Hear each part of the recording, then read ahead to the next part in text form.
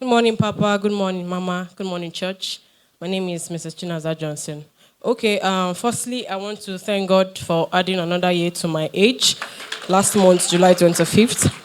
I'm grateful to God. Then secondly, I want to thank God for a project I started years ago. He's about to complete, like very soon. I'm grateful for that too. Then to the main testimony. Okay, that was on Friday night. I usually sleep with my daughter, then my husband with my son.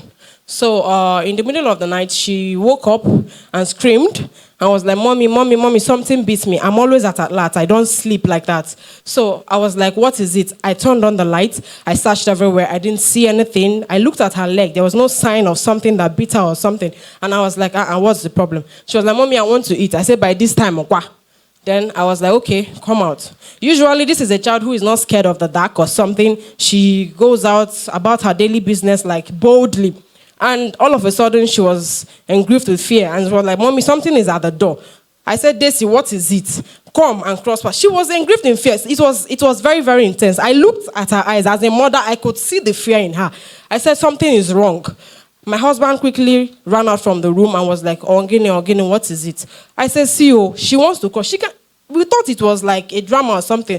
All of a sudden, Daisy started shouting, screaming, and she was crying. I got angry in my spirit. You know, when you have built your faith to a certain level, you know when the devil is trying to mess with you. These children that I stay awake, most times, praying over their lives, the devil cannot just wake up and come out with a familiar spirit or whatever. I got angry in my spirit. I started praying. I walked all over my house. I was declaring the works and creatures of Jesus. I was declaring, "Oh, earth." I said, "The earth is of the Lord and his fullness thereof. Nothing can come to my home and scare any of my child." I started praying. She was still in grief and fear. Her dad, men now, they carried her. I said, "Daddy, leave her, don't carry her. She will walk past this door with her leg. Nothing will stand here and block my daughter."